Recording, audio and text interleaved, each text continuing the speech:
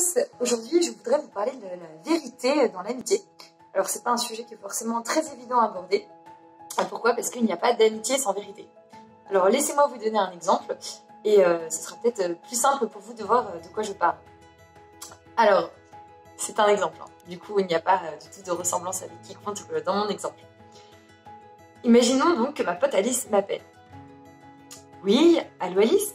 Oui, comment ça va? Ah ouais, super. Trop bien. Oh, trop bien, trop contente pour toi. Ok. Quoi?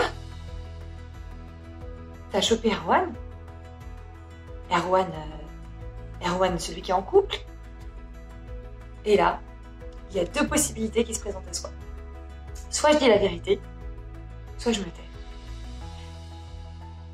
Oui Alice, t'as chopé Erwan?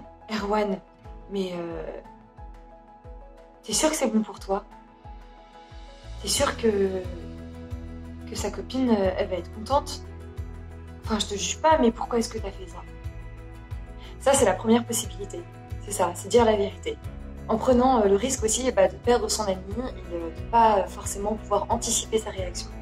Alors bien sûr, il y a une manière de dire les choses, hein, une manière de présenter la chose et de mettre les pincettes et d'être délicat dans la manière de dire. Puis il y a la deuxième possibilité. Quoi? T'as chopé Erwan? Ah mais je suis trop contente pour toi, mais vraiment tu peux pas savoir.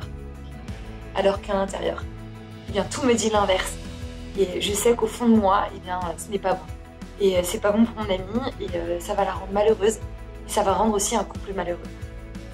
Alors oui, c'est super dur de dire la vérité, on est d'accord. C'est beaucoup plus confortable de dire des choses qui vont faire plaisir à l'autre.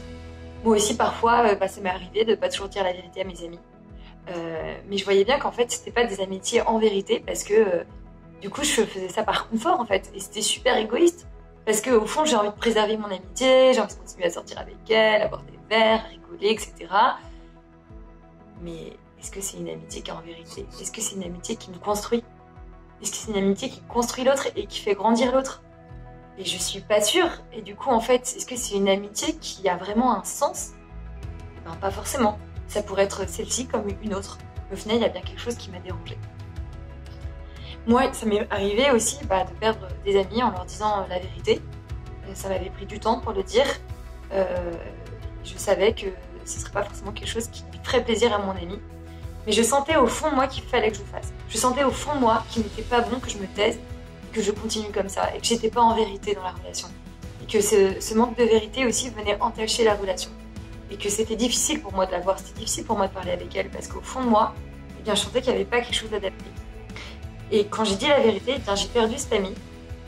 Mais à ce moment-là, il y a vraiment le Seigneur qui est venu me dire quelque chose de très profond. J'ai rarement entendu de manière si claire la voix de Jésus en moi.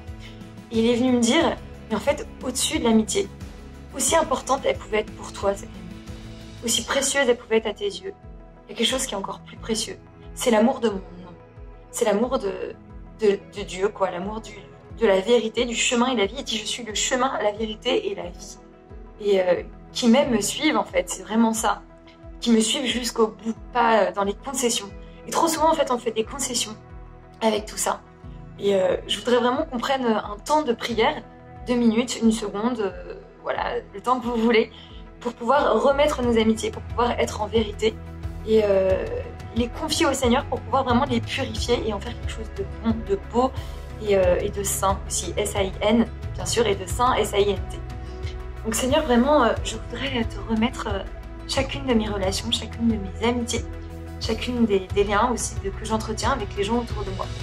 Viens vraiment les prendre sous ton aile, jeter ton regard d'amour et viens purifier tout ça. Viens purifier mes relations, viens m'aider aussi à dire la vérité quand cela est nécessaire. Seigneur, viens me montrer aussi tout ce qui est à changer dans mes amitiés, tout ce qui n'est pas encore complètement ajusté.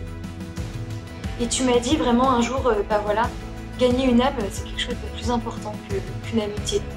Même si l'amitié, c'est quelque chose d'important.